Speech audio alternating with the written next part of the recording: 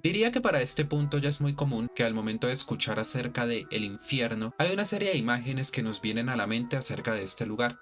Pensamos en un abismo lleno de oscuridad y de sufrimiento, un lugar de tormento, donde ningún alma es capaz de encontrar el más mínimo reposo. Conocido como el Naraka en el budismo y el Jahannam en el islam, vemos que para algunas de estas religiones el infierno no es un lugar de castigo, sino de purificación y de transición hacia otra vida. Sin embargo, me atrevería a asegurar que una de las imágenes más comunes del infierno es aquella que nos viene de parte de la mitología griega, es decir, cuando hablamos de el inframundo. Este reino de horror y de tormento gobernado por Hades y Perséfone, al cual somos transportados por Caronte en su alza, recorriendo el río Estigia. Un escenario tan peculiar que el mismo Dante quiso hacer canon en su obra La Divina Comedia. Y bueno, no podemos obviar que la concepción cristiana del infierno le debe mucho a estas interpretaciones de la mitología griega.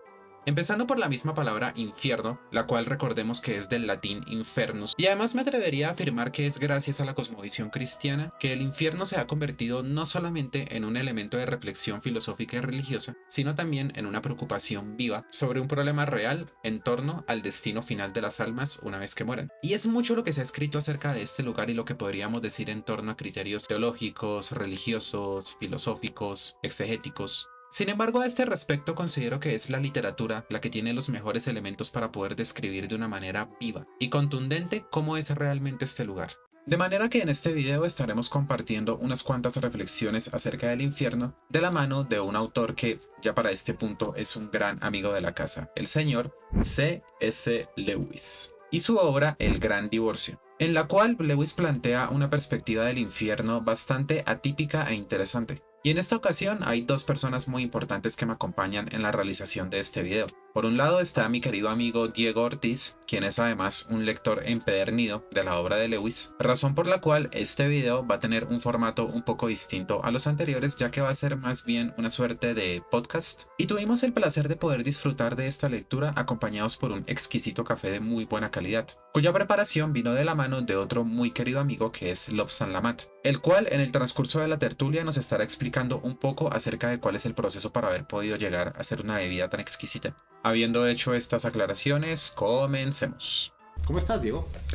Muy bien, aquí con mi amigo Silan, contento de poder hacer esta colaboración, también agradecido con la oportunidad porque Lewis es un autor que llama mucho la atención, por ejemplo, la teología apofática o teología negativa, habla más del misterio, de que el ser humano es limitado en su lenguaje. Por más que lo intente, no va a poder alcanzar una definición exacta de Dios. Eso habla un poco también el cristianismo ortodoxo, pero también toma muchos elementos, como digo, del luteranismo, obviamente él era anglicano, del catolicismo, entonces lo hace un cristiano muy completo, al menos intelectualmente hablando. Recientemente estaba leyendo también a San Agustín y él hablaba justamente de que todo aquello que podamos decir acerca de Dios realmente no puede referirse a él más que en un sentido negativo, ya que pues Dios es lo inefable, o sea, lo que supera cualquier tipo de comprensión y de concepto en el cual pueda encerrarse. Entonces cuando utilizamos títulos como, bueno, como soberano, como todopoderoso, como omnipotente, es más como definiciones negativas acerca de Dios que nos ayudan, digamos, a entender aspectos relacionados a su obrar, pero lo que él es en sí mismo no puede, es casi inabarcable, ¿no? O sea, plantea mucho cómo las personas en cierta manera construimos nuestro propio infierno en la medida en la cual nos encerramos en nuestro propio yo. Al querer que sea nuestro yo desligado de lo divino el que abarque absolutamente todo, este mismo termina convirtiéndose en una suerte de prisión, ¿sí? En algo que nos atrapa. Y en la búsqueda de ese yo que quiere tener una autonomía completa, prescindiendo de cualquier tipo de guía o de referente que no sea él mismo, termina siendo como una excusa para alimentar lo que vendría siendo el egoísmo y el cómo eso no solamente tiene implicaciones en esta vida, sino también en la vida futura, ¿no? C.S. Lewis, a través de la voz de su protagonista, se refiere a este infierno como el pueblo gris, y justamente el tormento de este infierno consiste en este extremo individualismo y en cómo cada una de las almas que están allí de manera egoísta y a través de su imaginación como que construye su propio entorno, pero procurando no tener ningún tipo de contacto con ninguna otra de las almas o cortando cualquier mínimo tipo de vínculo que puedan crear aquí una vez que sienten que se ha vulnerado, ¿no?, algún aspecto de su propia persona. ¿Qué opinas respecto al pueblo gris del que habla Lewis? El infierno no puede expandirse, ¿sí? El mal nunca va a ser tan malo como el bien es bueno. es cierto. Entonces es un planteamiento muy interesante a través de precisamente, spoiler, Sí. un sueño que él ve y experimenta en este infierno reducido, al fin y al cabo, en el que la individualización de cada una de las personas con las que él se va topando muestra una crítica que creo que es muy constante en Lewis, que es la soberbia de cada persona cree que está haciendo un bien dentro de este marco, pese a que las intenciones que cada uno postula o cree que está haciendo lo correcto, en verdad también afecta a otros o se va afectando a sí mismo, porque no tiene como una retroalimentación externa de reflexión de que no se está haciendo completamente bien, y lo vemos en muchos casos. Durante el libro pues se encuentra con algunas personas, le echan culpas a otra o no perdonan, por ejemplo la madre que se obsesiona completamente con el hijo, y es el hijo entonces solo convierten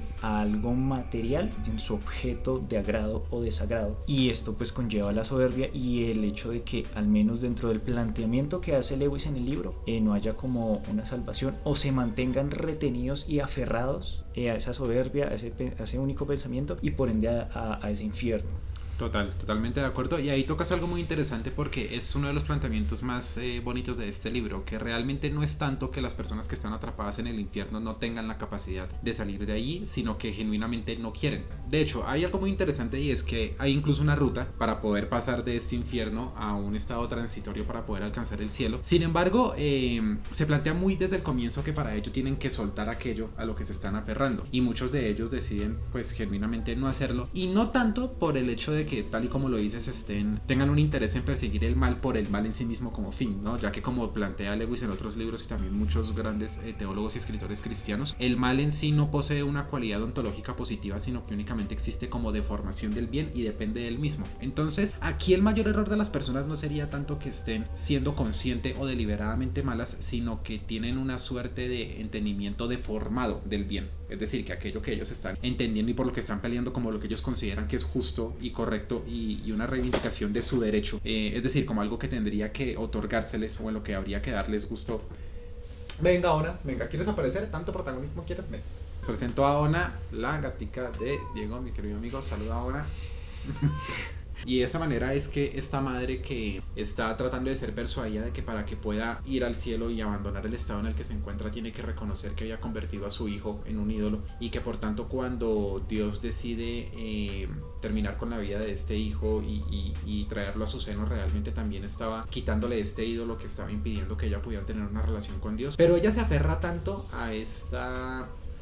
a reivindicar su propio derecho de estar con su hijo, que incluso dice que no tiene problema en que su hijo la acompañe incluso al mismísimo infierno, pero que lo que más quiere es estar con él, que realmente no le interesa ni siquiera llegar a un paraíso en el que no pueda estar con su hijo. Entonces es aquí donde vemos como, justamente como alega Diego, el egoísmo tiene esta facultad también cancerígena de la que habla Lewis, de disfrazarse de virtud. Hola, buenas tardes, compañeros. En esta ocasión haremos una preparación de prensa francesa. El café que vamos a utilizar proviene de Pitalito, Huila. El caficultor es Wilson Herrera. Empezaremos primero por medir la cantidad de café. En esta ocasión mediremos 27 gramos para en total unos 400 mililitros de café ya preparado. Utilizaremos una molienda gruesa, en este molino en particular aproximadamente unos 20-21 ticks para la prensa francesa.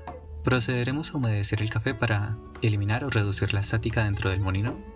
La importancia de utilizar la molienda gruesa es porque el filtro metálico de la prensa tiene unos agujeros que son en comparación más grandes a los de un filtro de papel de una V60.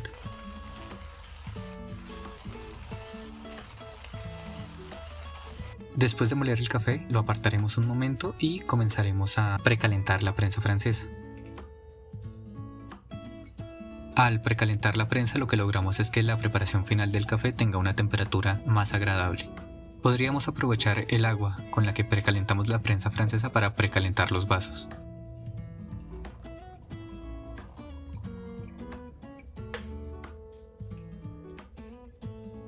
Con la prensa ya precalentada, podemos empezar a poner el café dentro, ya molido, de la prensa francesa. Para el primer vertido vamos a hacer una floración o un bloom en el café molido. Con esto logramos que el dióxido de carbono se libere más rápidamente y también logramos empapar todo el café y que la extracción sea mejor. Después procederemos a hacer el segundo vertido, que lo llevaremos aproximadamente a la mitad de la prensa, en este caso 400 mililitros. El tiempo de extracción total se aproxima a unos 4 minutos, esto para que no se sobreextraiga el café o se subextraiga. Consecutivamente haremos un tercer hasta cuarto o quinto vertido, los que sean necesarios para alcanzar el volumen deseado según el ratio. Si queremos mejorar el sabor final del café, podríamos con ayuda de una cuchara romper la capa superficial, la costra que se forma en la superficie del café, y también retirar en lo posible la mayor cantidad de espuma. En general, estos sabores que contiene la espuma no son deseables o agradables en la taza. Después podemos tapar la prensa francesa, bajamos el émbolo hasta que entre en contacto con la superficie del café y esperamos hasta los 4 minutos. Esperados los 4 minutos, procedemos a bajar lentamente el émbolo hasta tocar la superficie del café, sin llegar a comprimir como tal con la prensa el café. Después podemos servir ya en los vasos debidamente precalentados. Y parte de cómo ejemplifica Lewis esta mezcla de bien y mal o esta distorsión del bien es justamente llamando a este pueblo el lugar gris, ¿no? Ya que justamente es esta mezcla de bien y mal. Y también muestra, digamos, este autobús que pueden abordar las personas desde el infierno para poder llegar al cielo, justamente como un acto de su gracia, de querer brindar incluso en el infierno una ruta para poder llegar a él. Sin embargo, tal y como afirma Lewis en varios escritos, realmente las puertas del infierno están cerradas desde adentro. La muestra es que siempre que se está haciendo una fila para abordar este autobús, la fila se va haciendo cada vez más chica en la medida en la cual las personas que están abordando el bus empiezan a tener conflictos y disputas entre ellos, a reclamar también su propio derecho al sentirse ofendidos por algo. Y en este lugar también es curioso que se crea como una suerte de simulación de lo que sería la vida cotidiana con calles, edificios y casas, pero no se puede ver ninguna persona a la cercanía, y es que cada persona en su afán de querer apartarse cada vez más de las otras terminan creando distancias tan inconmensurables que incluso en un punto se aborda que hay algunas personas que ya están tan lejos que están a la distancia en la que podría estar una estrella de otra, ¿no? O sea, que están a años luz de poder llegar unas de otras. ¿Qué opinas al respecto? Sí, volviendo al caso de otra exposición de también santos importantes, digamos San Agustín contra los maniqueos, ¿no? Que planteaban esta cuestión de el bien es tan bueno como el mal es malo, como una contraposición que, digamos, a la luz del cristianismo no es así, pues la gracia de Dios es sumamente abundante y es el Dios creador de todo. Entonces cada persona, como en este relato, se va sumando a ese infierno, ese aferro a las cosas. Volvemos a lo material, esta señora que incluso en lo no material, pero igualmente a la soberbia, esta señora que pretendía que hacía todo lo mejor para el marido, ¿no? Y era constante, no, es que él no sería sin mí esto, no hubiese llegado tan lejos si no fuera por mí, porque yo hice por él esto, yo lo alejé de malas compañías y aún así lo seguiría haciendo, así se haya ido con otra, todo ese tipo de situaciones, que es lo que ataca a Lewis también, que es esa soberbia de me siento útil o no quiero salir de como esta zona de confort, esto que me hizo sentir tan vivo y que a través de la historia se va refutando, porque eso ya no se va a sentir, ¿no? En algún punto hay un reclamo y le dice un personaje a otro que aquí nadie puede ofender a otro, ¿sí? O sea, usted ya no tiene el poder, aquí ya no se tiene el poder de hacerme daño, ni hacer daño a otro, y aún así se les da la decisión, seres angelicales, cuando bajan y tienen contacto, simplemente es crea y venga conmigo. Entonces todas las personas van como por esta transición y ponen un pero, el peso intelectual me parece muy interesante. Al fin y al cabo nosotros pensamos lo que en nuestras universidades nos enseñaron y creímos que ese era el método correcto, y por eso seguimos como en esa discusión. Otras personas, por más de que estaban a la vuelta de la esquina, a un solo paso de encontrarse y salir de ese infierno, se planteaban ante el encuentro con los seres de luz, no, esto es discutible, interesante para un diálogo teológico, y viene siendo también como ese reflejo de diferentes realidades que son muy palpables, pero que conllevan como a ese mismo fin, a ese mismo pecado, que Lewis dice fenomenalmente cuando el maestro que el protagonista encuentra le dice que hay dos tipos de personas: los que dicen a Dios hágase tu voluntad y los que Dios a la postre hágase tu voluntad. Y eso es un planteamiento muy interesante porque es al fin y al cabo libre arbitrio que tenemos. Sí, o sea, o seguimos la voluntad del creador o el creador nos deja la disposición de regirnos por nosotros mismos. Pero esa libertad que nos da de regirnos por nosotros mismos termina convirtiéndose en nuestra propia esclavitud, ¿no? Claro, me remite un poco a la carta a los romanos, ¿no? Que tienen su libre arbitrio y los dejó regirse bajo sus propias leyes, con su rey. Y está la advertencia. Igual en esa decisión hubo las consecuencias de que se perdieron. Entonces también se me hace muy linda también la conclusión de que el infierno es mínimo y nosotros somos los que agrandamos o lo hacemos un espacio totalmente amplio de nuestra vida y nos aferramos al mismo. Y muy bello también como al final todos estos problemas son muy personales de cada uno de los personajes, pero reduce mucho el infierno.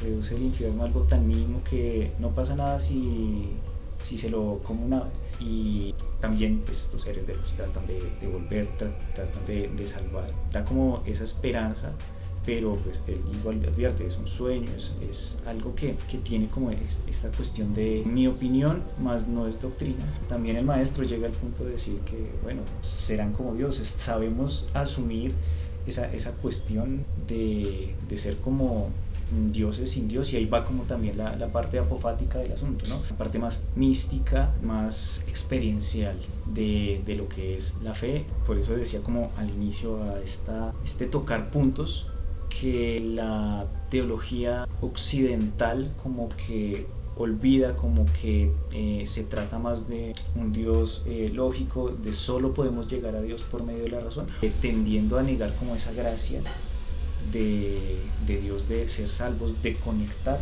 de cierta manera con Él. Sí hay puntos de contacto en lo que maneja la teología ortodoxa y también, bueno, otras corrientes más místicas, pero que no son cristianas, ¿no?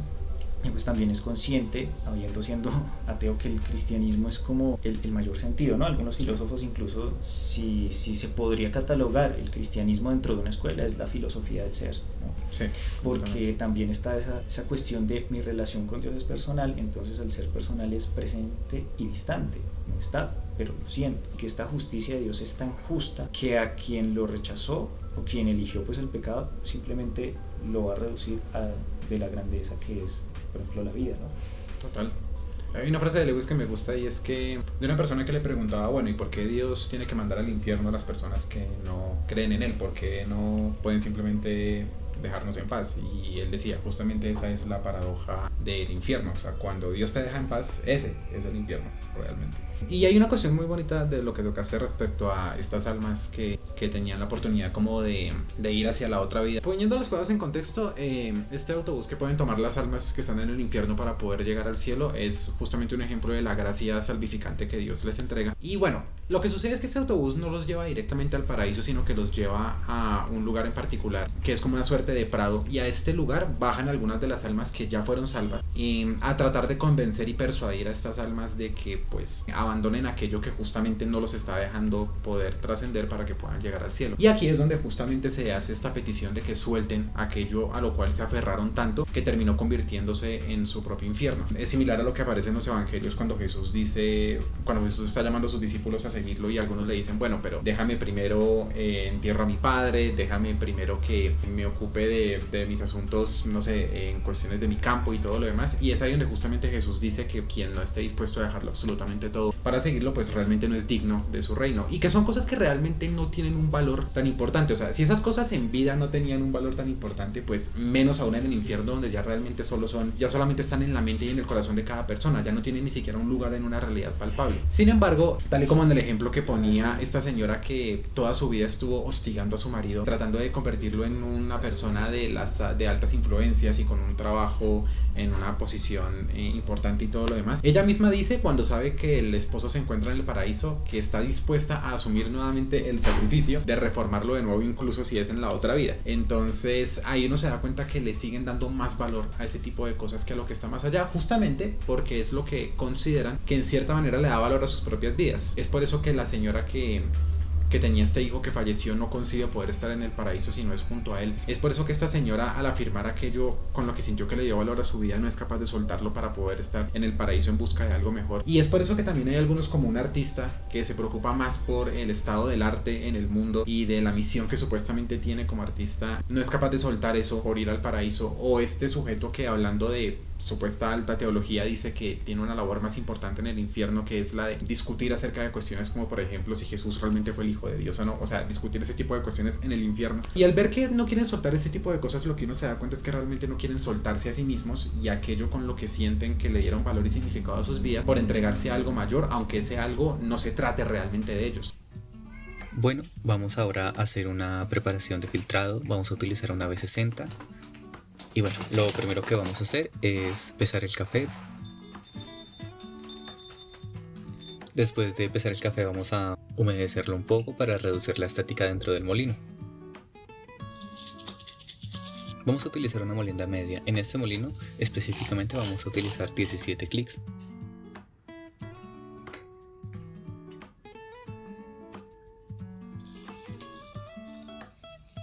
Ponemos todo el café dentro del molino y comenzamos a moler. Queremos lograr un tiempo de extracción aproximado de 4 minutos. Ahora vamos a doblar el filtro para que no se cierre dentro de la B60.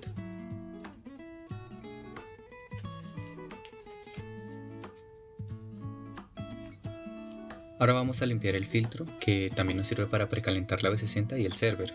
Esto también ayuda a que el filtro se pegue a las paredes de la B60. El agua que queda en el server la podemos descartar. También la podemos utilizar para precalentar los pocillos o los vasos, recipientes que vamos a utilizar para servir.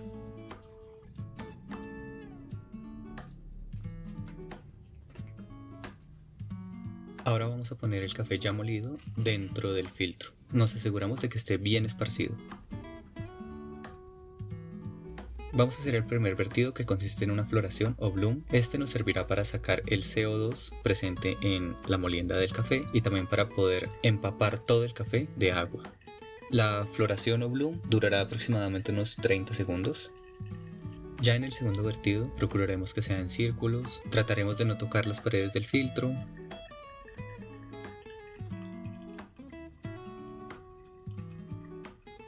Haremos pequeños movimientos con la B60 para retirar la mayor cantidad de café de las paredes del filtro.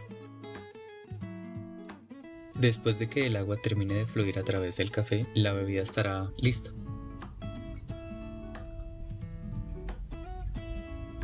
Antes de servir es importante mover un poco la preparación para combinar las diferentes capas de extracción del café.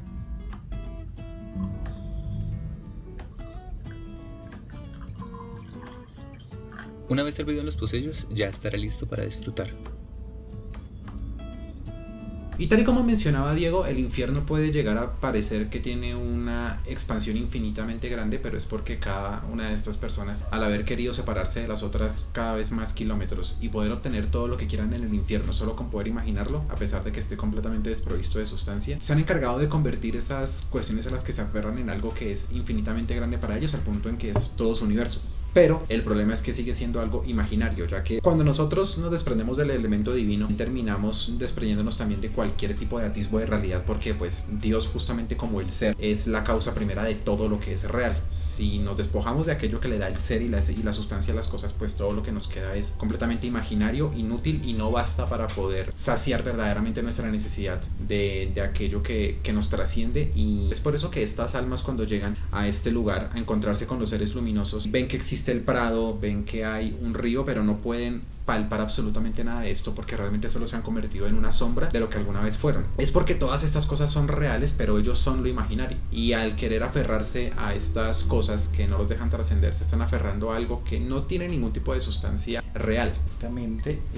Básicamente lo que hacen al aferrarse a todo esto es eternizar el infierno para ellos. Se usa, y eso es un error de todos ellos, se usa a Dios como medio para amar, más no el amor como medio para llegar a Dios. No se puede amar al prójimo si primero no se ama a Dios. Igual creo que en algún momento en Los Cuatro Amores, otro libro lo planteó, que es, al fin y al cabo, el amor máximo es de Dios y es esa caridad. Y ahí está el reto también de ver en otro el rostro de Cristo, ¿no? Y nos olvidamos de eso, de esa caridad, el amor por el amor, ¿no? Sí, totalmente de acuerdo. De hecho, es curioso porque, claro, cada vez que alguna de estas almas está hablando con estos seres luminosos y estos seres luminosos tratan de convencerlos de que lleguen al cielo, esas almas no reclaman el hecho de querer conocer a Dios, sino aquello que Dios les tiene que entregar para poder trascender. En este caso, la madre dice, no, o sea, si Dios verdaderamente fuera justo, no me habría arrebatado a mi hijo, y lo que yo quiero es que Dios me entregue a mi hijo.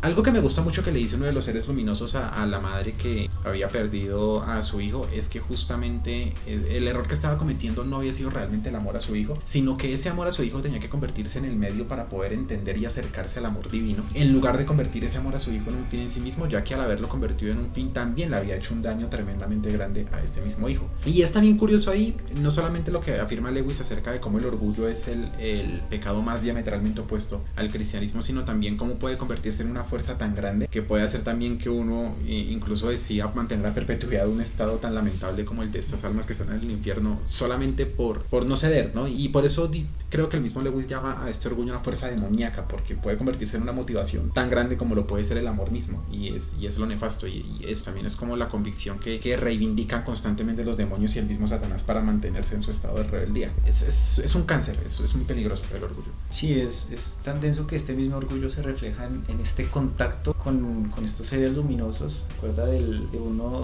de los fantasmas que incluso lo juzga. Usted, como siendo un asesino, usted como incluso siendo un asesino va a ser como superior a mí. Si yo fui un buen empleador, fui un empresario que hizo todo bien, no, ahí está la soberbia.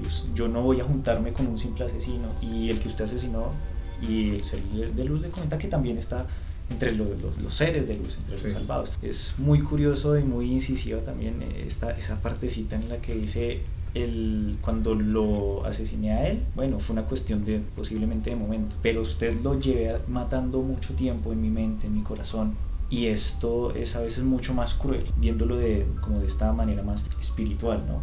Pues el acto sí estuvo mal asesinar, pero igual esta persona como que tuvo su proceso de arrepentimiento, supo que fue un error, discernió. En cambio la otra se quedó en decir, yo todo lo que hago está bien, yo lo hubiese puesto a trabajar, yo sí, total, hubiese sido más estricto.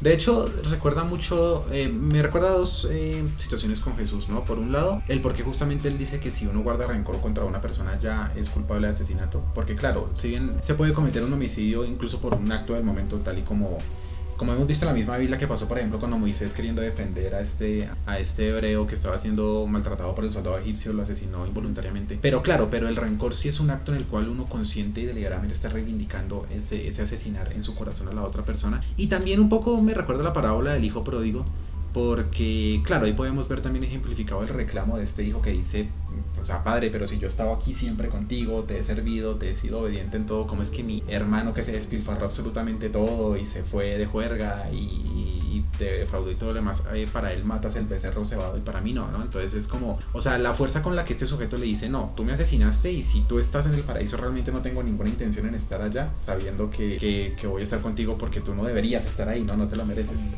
Es un acto tremendamente grande de soberbia, porque también implica, tal y como le dijo Jesús a los fariseos, pues el hecho de que no son los sanos, ¿no? Que los que necesitan un médico, sino los enfermos. O sea, es la incapacidad de ese reconocimiento de que yo puedo estar igual de mal, pero lo más peligroso del estado de pecado en que nos encontramos todos es justamente esa falta de reconocimiento de que yo puedo estar mal. O sea, eso de que yo me considero a mí mismo una persona igual dentro de los estándares generales, justo, bueno, honrado, noble, es lo que más puede alejarme al final del día del cielo. Sí, creo que ese es el error que se suele cometer, y de hecho pues va más ligado un poco al judaísmo de esta cuestión de mi relación con Dios más jurídica. Igual va a haber castigo, igual, y olvidamos la gracia, que es lo que nos trae también como esta buena nueva, ¿no? Sí. Lo que significa evangelio. Sí, algo muy, incluso como lo que afirma el mismo David en el Salmo 51, que es cuando ya tiene su acto de rendición luego de tener que reconocer ante Natán el pecado que cometió, y es: Señor, o sea, si nos juzgas por nuestras acciones, ¿quién podría sostenerse de pie delante de ti? Pero es cuando alguno cree que sí puede, que realmente sostenerse, que viene esa soberbia, ¿no? Exactamente, entonces también se puede disfrazar de moralismos. Total. Y eso pues a la larga pues lo que resulta siendo es un daño a la persona. Bueno, no, y también culpando a otros, ¿no? Porque también digamos que hay figuras célebres como el mismo Napoleón, que tanto había sido su orgullo, el orgullo de Napoleón, que en el infierno se encontraba en un lugar que ya estaba a años luz de distancia de la parada del bus, que hubo unos chicos que dijeron que tuvieron que recorrer por lo menos 15 años para poder llegar a la casa de él. Y estuvieron observándolo durante un año entero para ver cómo se comportaba, y decían que durante todo este año él únicamente caminaba de un lado a otro diciendo: fue culpa de los ingleses, fue culpa del general fulanito, fue culpa de tal, nunca viéndose hacia sí mismo. Y esa es la otra consecuencia del infierno, o sea, la incapacidad de asumir la responsabilidad, porque yo creo que una de las razones por las cuales el arrepentimiento es un aspecto tan esencial en el cristianismo es porque implica ese confrontarse con uno mismo en el sentido de lo que ha hecho mal, asumir la responsabilidad, tener una actitud de resarcir y poder pedir perdón. Y es una cualidad para la cual necesitamos sí o sí de la gracia salvificante, y ninguna de esas personas en el infierno lo posee, ¿no? Claro, esta gracia que nos ayuda a afrontarnos, arrepentirnos, y a través del arrepentimiento lograr como la salvación, ¿no? Esta cuestión de la santidad que de cierta manera también toca con esta mujer que era muy buena y que aún así el esposo era una persona que le hizo sufrir mucho, y aún así ella mostraba ese amor, y que ese amor no solamente se reflejaba hacia las almas de las personas, se veía en la naturaleza, se veía como en cada ser que transmitía ese amor, y aún así ella intentó y le dijo que no la dejara, y al final esta soberbia se apodera de esta persona, y ya hasta el punto de que no lo reconoce. Yo lo quiero salvar, pero usted no lo reconozco. Y esa santidad de siempre estar dispuesto, los que fueron completamente buenos y soportaron las vicisitudes, están como seres luminosos, pero los que no, también igual hay justicia para ellos, y es: manténgase en ese estado del alma que llega a ser el infierno.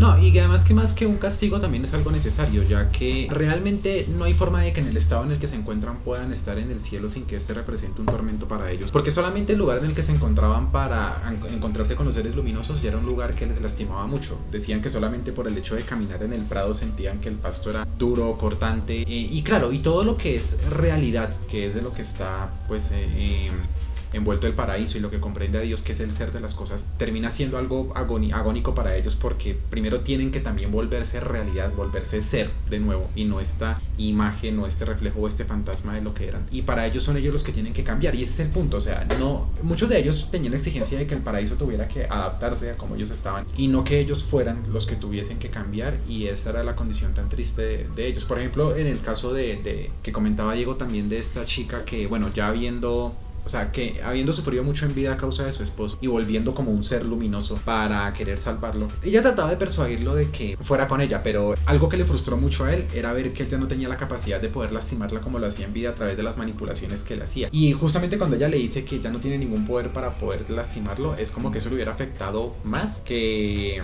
la condición en la que se encontraba. Y también otro aspecto en el cual sí se entiende, digamos, que tal y como lo mencionas, que el punto central del cristianismo consiste en dar, es que estos seres luminosos también comentan que han viajado distancias inconmensurables desde la gloria en la que se encontraban para encontrarse en este lugar con las almas que llegan en el autobús, solo para poder tener la oportunidad de seguir rescatando almas y llevarlas al cielo. Entonces ahí se ve que el aspecto central del cristianismo es el desprendimiento, ¿sí? y el dar, y eso es definitivamente la condena de estos seres que no pueden pensar más que en su propio derecho. Claro, y en algunos casos incluso viendo lo necesario para salvar a estos fantasmas, pidiéndoles perdón incluso sin ser necesarios. Lo ofendí, bueno, sí, igual le pido perdón, sígame, sí, acompáñeme a su salvación. Es muy bella la manera en que él va componiendo todo eso de vidas cotidianas. O sea, obviamente que usa el recurso de la fantasía, del sueño, pero toma realidades cotidianas, lo tratas a hacer más cercano, real, más exactamente, familiar, sí. más familiar al lector. Es fácil como de digerir sin un lenguaje complejo. Me recuerda un poquito también a Tolkien, ¿no? A través de la imaginación poder reflejar la realidad. Por eso pues el cuento y la fábula ha sido como tan importante. Sí. A veces se ignora como la totalidad de la realidad, ¿no? La realidad no es solo lo material y lo racional, esto es limitado. Es solo el materialismo o solo la racionalidad es limitada y hay mucho más que es desconocido. En nuestro estado precisamente material solo se va a quedar como en esos planteamientos, ¿no? No va a ser Sí. una realidad como completa, porque igual la realidad nos excede. Y es algo en lo que estoy de acuerdo en que la visión positivista pues realmente lo que hace no es que nos acerquemos más a la realidad únicamente por tener en cuenta lo material y lo que es tangible, sino que más bien estamos extrayendo de esa realidad un elemento que es tan esencial que si lo quitamos pues realmente lo que nos queda, por tangible que sea, pues se convierte realmente en una caricatura desprovista de realidad. Es por eso que en el infierno justamente del Gran Divorcio pues todo lo que existe, por ejemplo únicamente con poder imaginarlo y ya aparece como casas, edificios y demás, como ellos mismos mencionan, no pueden protegerlos en realidad cuando cae la lluvia, ¿no? No estamos acercándonos más a la realidad por el hecho de quitarle este elemento metafísico, este elemento trascendente, sino que incluso nos quita herramientas importantes para poder entender totalmente esa realidad, ¿no? Porque entonces únicamente nos queda la realidad como fenómeno, ¿sí? O sea, como algo inmediato, pero para poder entenderlo como realidad pues tenemos que encadenar esa realidad a su causa, ¿no? Esta causa que no solamente es causa de todo, sino causa de sí misma y que es la que le da el fundamento a todo dentro de un orden y dentro de una finalidad, ¿no? Y esa causa pues es definitivamente Dios. Exactamente. Y este pues es el gran divorcio, ¿no? Entre el cielo y el infierno, Exacto. al fin y al cabo. ¡Lo dijo! ¡Lo dijo! Porque está la esperanza igual de que estoy haciendo el bien y estoy más cerca por aferrarme a lo que yo considero bueno, y están sumidos en un infierno reducido. Totalmente de acuerdo, Diego. Una última apunte que quiero hacer es que Lewis está hablando en primera persona, así que pues él mismo se está poniendo como el protagonista de este sueño, y cuando está encontrándose con los seres luminosos, el ser luminoso que se encuentra con él es George MacDonald, que es un escritor a quien Lewis admiró bastante y que va a tener relevancia al tratar acerca del siguiente infierno, ya verán por qué. Y nada, manifestarle mis agradecimientos a Diego por haber participado en este video, por haberme ayudado con la lectura del Gran Divorcio y exponer sus puntos de vista, y también a otro querido amigo Qué buen café. Exacto, que es quien nos ha proporcionado un excelente café y también el responsable de las preparaciones que ustedes han visto intercaladas con este video, que es Lobstrand. Lobstrand, saludar. Mucho gusto. Listo. Robson. Sí, queremos también pues agradecer a esta invitación al canal de Silan. Sigan este trabajo que se hace con mucho amor, con mucha dedicación. Es un placer poder colaborar y pues como él dice, los veré cuando los vea. Los veremos cuando los veamos. ¡Qué buen café! Chao.